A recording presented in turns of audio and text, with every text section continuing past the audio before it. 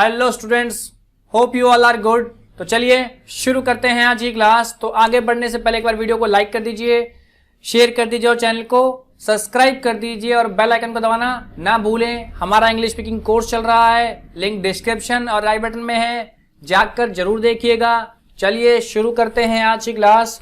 तो देखते हैं आपके लिए 10 इंपॉर्टेंट वोकैबुलरी लेके आए हैं। तो पहला वोकैबुलरी आपके सामने है भाई, क्या है स्क्रीन पर? डिस्मे। क्या है? डिस्मे।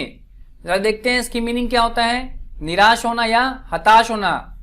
इसको क्या बोलते हैं? डिस्कम्फर्ट या रेस्टलेसनेस बोलते हैं। क्या बोलते हैं? रेस्टलेसनेस। ठीक है, आइए जरा देखते हैं एग्जाम्पल में। जब मनोज ने दिल्ली क्रिकेट टीम के लिए चयनित खिलाड़ियों में अपना नाम नहीं देखा तो वह निराश हो गया। ठीक है, आइए जरा बनाते हैं इंग्लिश में। कह रहा है when Manoj wasn't able to spot his name in the list of selected players for Delhi Ranji team, he was dismayed. When Manoj wasn't able to spot his name in the list of selected players of the Delhi Ranji team, he was dismayed. ठीक है, अगला example देखते हैं।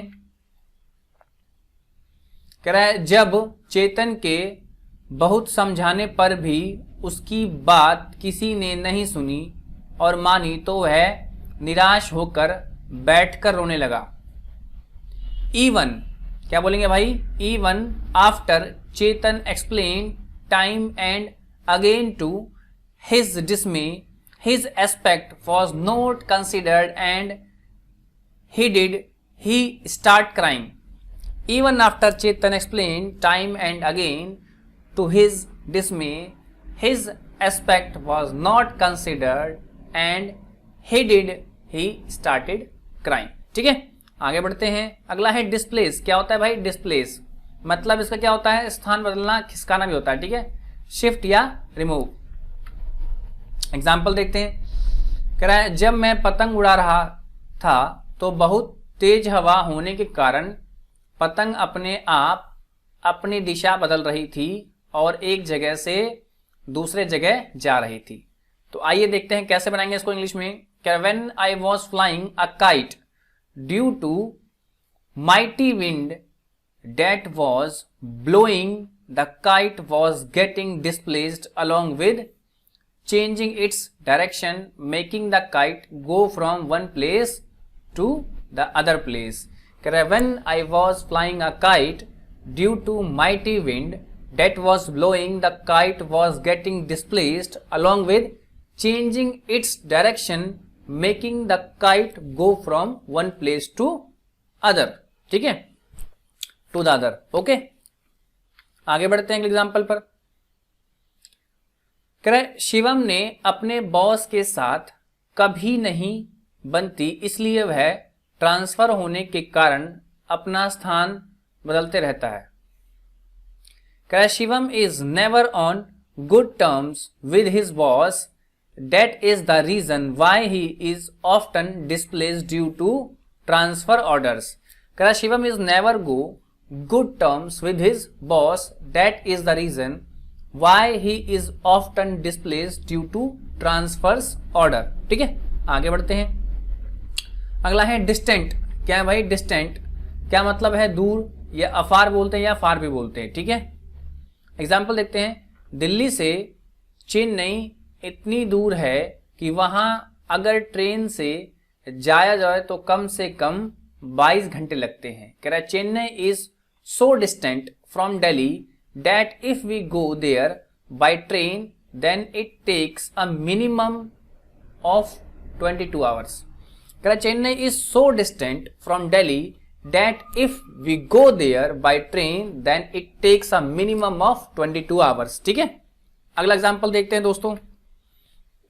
आइए यार मेरे साथ बोलिए। ठीक है, साथ बोल के सीखते हैं। ओके, चलिए।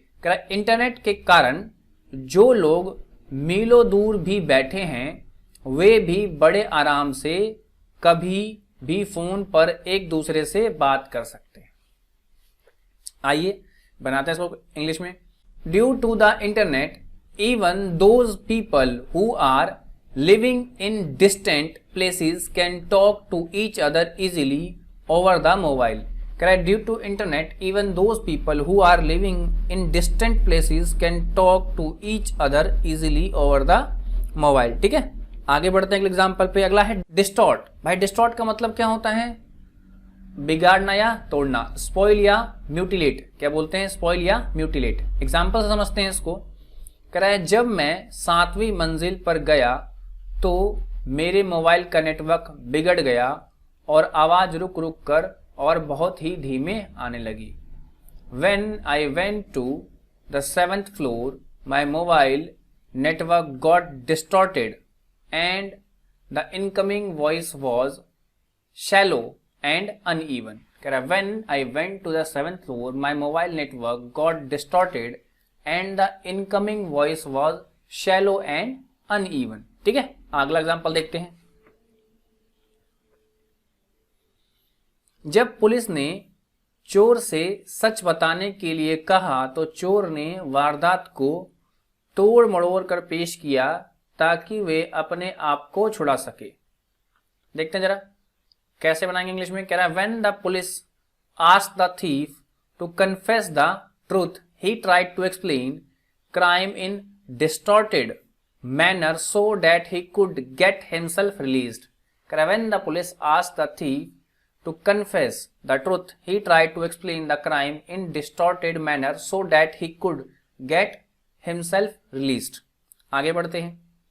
अगला है डाइवर्सिटी। क्या होता है भाई? डाइवर्सिटी। ठीक है, विभिन्नता बोलते हैं या डाइवर्सनेस बोलते हैं या वैरायटी बोलते हैं। एग्जाम्पल देखते हैं। कह रहा है भारत एक ऐसा देश है जहां अनेक जाति, बोली, धर्म और संस्कृति के लोग रहते हैं, जिसे कारण कहा जाता है कि यहाँ विभिन्नता में भी एकता है। कह रहा है India is such a country where people belonging to various caste, language, religion and culture live due to which it is called that unity is diversity exist here. कह रहा है India is such a country where people belonging to various caste, language, religion and culture live due to which it is called that unity in diversity exist here. ठीक है, अगला example देखते हैं। कह रहा है धरती पर इतने प्रकार के पशु पक्षी हैं कि इनमें इतनी विभिन्नता देखने को मिलेगी जितना हम सोच भी नहीं सकते। कह रहा है there are so many species of birds and animals on the earth that the diversity they present to us it just mind blowing. There are so many species of birds and animals on the earth that the diversity they present to us is just mind blowing. ठीक है भाई, चलिए बोलते रहिए मेरे साथ, बोल बोल के पढ़िए, मजा आएगा आपको। ठीक है, अगला है डिवाइन। क्या है भाई? डिवाइन। अच्छा, क्या मतलब होता है? पवित्र, दिव्य या अद्भुत, हेवनली भी बोलते हैं। ठीक है, आइए एग्जाम्पल समझते हैं। कहते हैं श्री कृष्ण ने अपनी अद्भुत शक्तियों से धरती पर सारे असुर, राक्षस और दानवों का विनाश कर धरती को पाप मुक्त बनाया। It is said that the lord Krishna with his divine powers destroyed all the monsters and evil forces to make earth free of sins. It is said that the Lord Krishna with his divine powers destroyed all the monsters and evil forces to make earth free of sins. ठीक है, आगे बढ़ते हैं अगले example पर। कह रहा है माँ की ममता और प्यार की तुलना किसी से नहीं की जा सकती और उनके आशीर्वाद लेने से एक दिव्य अनुभूति प्राप्त होती है। कह रहा है mother's love and affection can never be compared to any other thing in the world, and her taking her blessing give us a divine experience.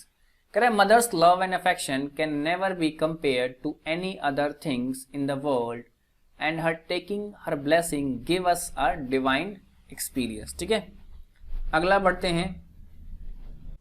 डिवल्ज। क्या है भाई? डिवल्ज। देखते हैं जरा मीनिंग इसका। करेक्ट, कोई राज खोल देना या अनफोल्ड, पब्लिश या रिवील बोलते हैं। एग्जाम्पल समझते हैं इसको।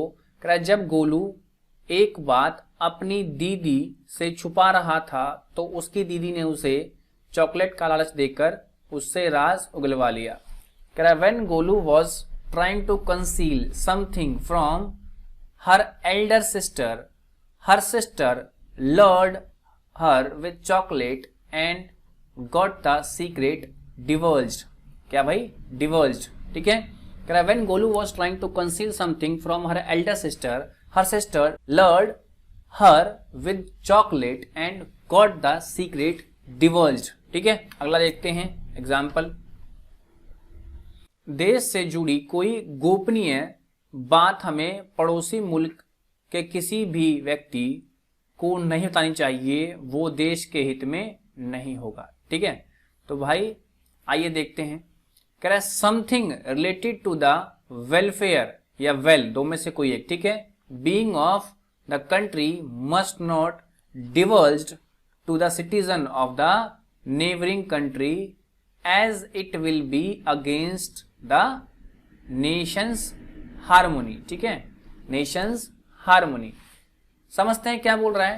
कह रहा है something related to the welfare या वेल में से कोई एक। ठीक है। Something related to the welfare being of the country must not diverge to the citizen of a neighbour country as it will be against the nation's harmony. ठीक है। आगे बढ़ते हैं। अगला है डॉक्ट्राइन। क्या है भाई? डॉक्ट्राइन सिद्धांत, प्रिंसिपल या लॉ बोलते हैं। ठीक है। आइए जरा देखते हैं। कह रहा है रसिक के पिताजी सिद्धांत के बहुत पक्के हैं और इसलिए अपनी दुकान पर सामान बेचते वक्त वह कभी किसी भी ग्राहक से बेईमानी नहीं करते।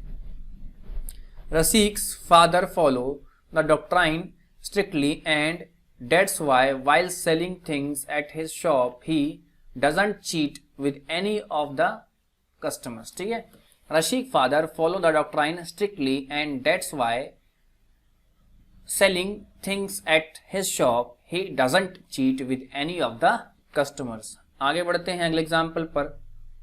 कह रहा है जब अंग्रेज भारत आए थे तो उन्होंने राज्य हड़पने के लिए कई तरीके निकाले थे, जिसमें से एक था व्यापगत का सिद्धांत, जिसमें कि बिना वारिस के राजा से उसका सिंहासन छीन लिया जाता था। ठीक है।